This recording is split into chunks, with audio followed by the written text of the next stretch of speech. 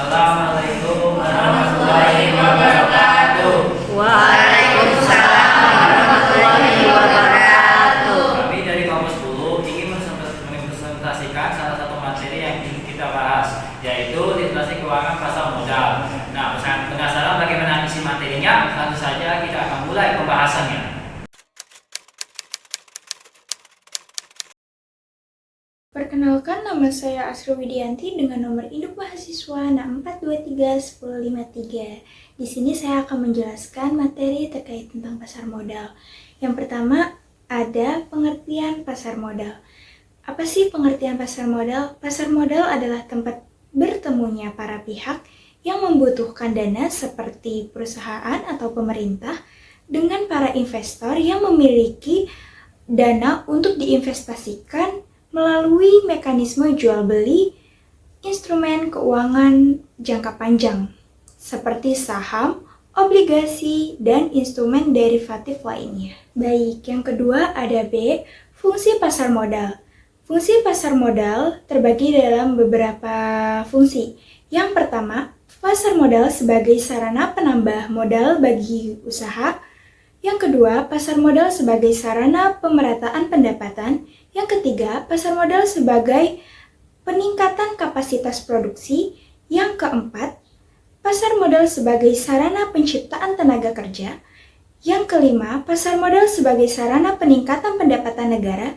Dan yang terakhir, yang keenam, pasar modal sebagai sarana indikator perekonomian negara. Baik, yang ketiga ada C, manfaat pasar modal.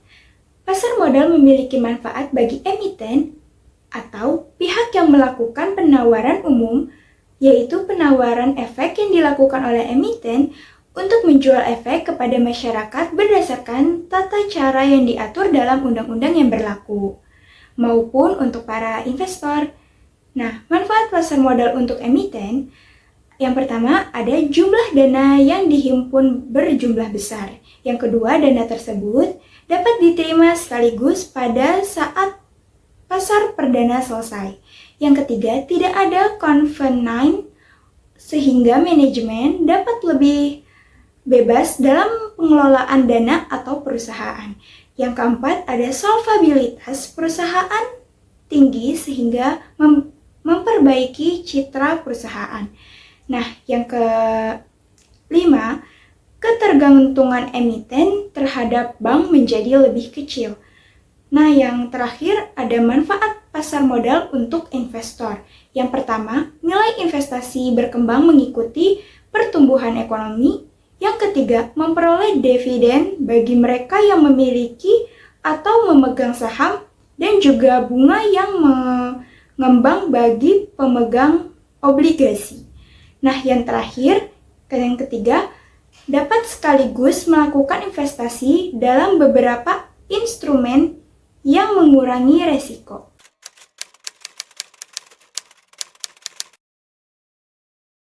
Perkenalkan, saya Siti Nurrelasari dengan NIM 64231210. Di sini saya akan melanjutkan materi. Materi selanjutnya yaitu investasi. A. Pengertian investasi. Investasi adalah kegiatan menanamkan modal atau sumber daya untuk mendapatkan keuntungan atau peningkatan nilai di masa depan. Investasi dapat dilakukan dengan berbagai cara, seperti membeli aset, saham, obligasi, real estate, mata uang, komoditas, atau perusahaan startup. Yang B. Jenis-jenis investasi. Yang pertama, investasi emas. Adalah bentuk investasi termudah yang paling klasik.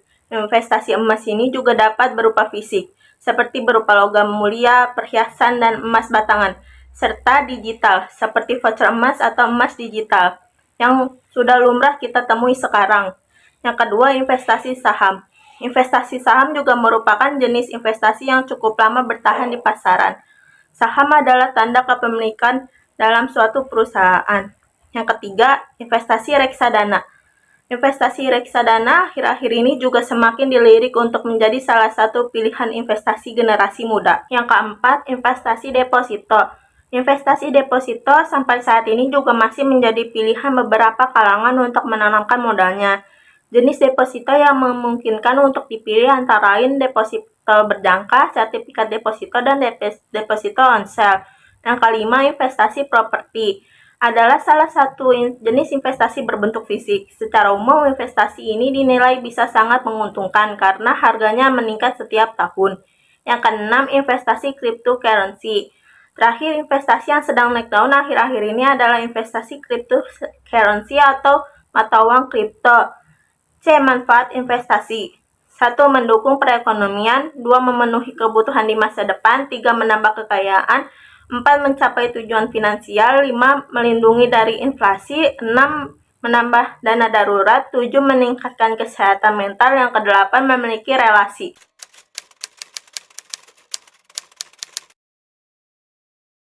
Baik, di sini saya akan menjelaskan tentang saham. Saham adalah salah satu instrumen keuangan populer yang digunakan perusahaan untuk mencari pendanaan. Bagi investor, saham menarik karena bisa memberikan keuntungan yang tinggi. Selanjutnya, ada manfaat saham. Saham menawarkan berbagai keuntungan antara lain, yang pertama, keuntungan yang tinggi, berpotensi memberikan hasil lebih besar dibanding deposito atau tabungan. Yang kedua, capital gain, keuntungan dari selisih harga beli dan jual saham. Yang ketiga, ada dividen, pendapatan pasif dari pembagian keuntungan perusahaan. Yang keempat, ada hak suara, pemegang saham dapat ikut dalam pengambilan keputusan perusahaan. Yang kelima, fleksibel, saham mudah dibeli dan dijual kapan saja. Yang keenam, indikator kinerja, pergerakan harga saham mencerminkan keyakinan pasar terhadap perusahaan. Yang ketujuh, sumber dana, perusahaan bisa menjual saham untuk mendapatkan modal.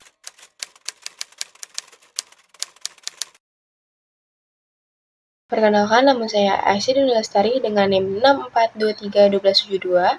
Di sini saya akan melanjutkan materi yang selanjutnya, yaitu tentang obligasi. Obligasi atau surat utang adalah surat berharga yang berisi janji dari pihak penerbit untuk membayar bunga dan melunasi pokok utang kepada pemegang obligasi. Obligasi dapat berupa dokumen fisik atau digital. Obligasi merupakan instrumen investasi yang dapat dibeli dan dijual, serta dapat menjadi pilihan untuk menanam modal jangka menengah. Obligasi dapat diterbitkan oleh pemerintah atau perusahaan, baik swasta maupun BUMN. Yang selanjutnya yaitu jenis-jenis obligasi. Beberapa jenis obligasi di antara lain ada 3. Yang pertama, obligasi pemerintah, yaitu surat utang negara yang diterbitkan oleh pemerintah. Yang kedua, obligasi korporasi, yaitu surat utang yang diterbitkan oleh perusahaan. Dan yang ketiga, obligasi retail, yaitu obligasi yang diterbitkan oleh pemerintah dan dijual kepada perseorangan.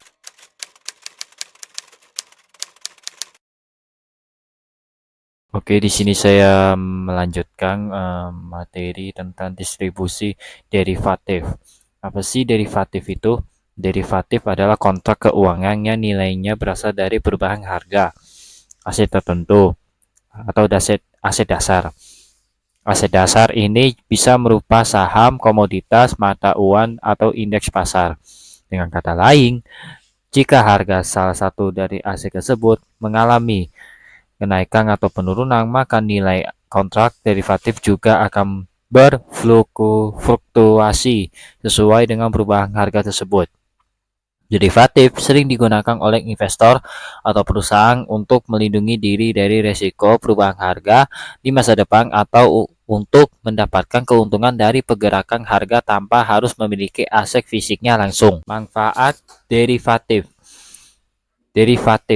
Selain itu, untuk manajemen risiko, derivatif juga memiliki berbagai manfaat dalam investasi, di antaranya yaitu pertama, price discovery.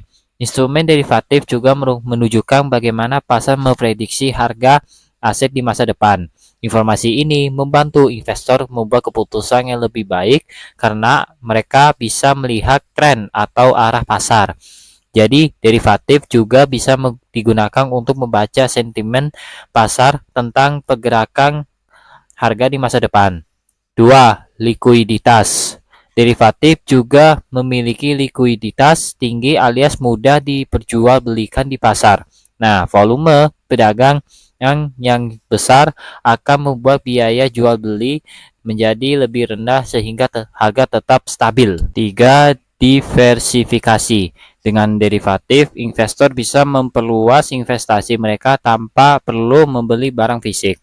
Misalnya, jika seorang investor ingin berinvestasi di beberapa komoditas, mereka bisa menggunakan kontrak berjangka untuk mendapatkan akses ke komoditas tersebut tanpa perlu membeli barangnya. Yang terakhir adalah jenis dan contoh derivatif.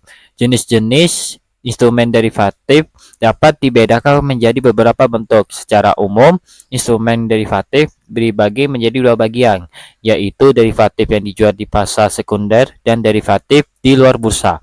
Berikut beberapa jenis dan contoh derivatif. Yang pertama, kontrak serah. Kontrak serah adalah perjanjian antara dua pihak atau lebih untuk menyerahkan atau membeli aset maupun komoditas dengan harga, jumlah, dan tanggal penyerahan yang sudah disetujui. Kontrak serah bisa dikatakan selesai apabila komoditas atau valuta asing diserahkan secara fisik atau penyerahan secara neto. Kedua, kontrak berjangka. Kontrak berjangka dalam derivatif adalah perjanjian antara dua pihak atau lebih untuk menyerahkan atau membeli aset maupun komoditas dengan harga, jumlah, dan tanggal penyerahan yang sudah disetujui. Bedanya dengan kontrak serah adalah kontrak berjangka diperdagangkan secara beratur di bursa berjangka, yaitu tempat dilakukannya transaksi kontrak berjangka. Yang ketiga adalah kontrak opsi. Kontrak opsi adalah salah satu instrumen derivatif yang banyak digunakan untuk berlindung dari risiko atau nilai atau hedging. Terdapat dua jenis kontrak opsi, yaitu opsi jual dan opsi beli. Yang terakhir adalah swap. Jenis terakhir dari derivatif adalah swap, yaitu kontrak untuk saling menukar arus kas dalam jangka waktu tertentu dan dilakukan secara terus-menerus. Contoh, transaksi swap yang biasanya dilakukan seperti interest rate swap. Sekian presentasi dari kelompok kami, kurang lebihnya mohon maaf. Wassalamualaikum warahmatullahi wabarakatuh.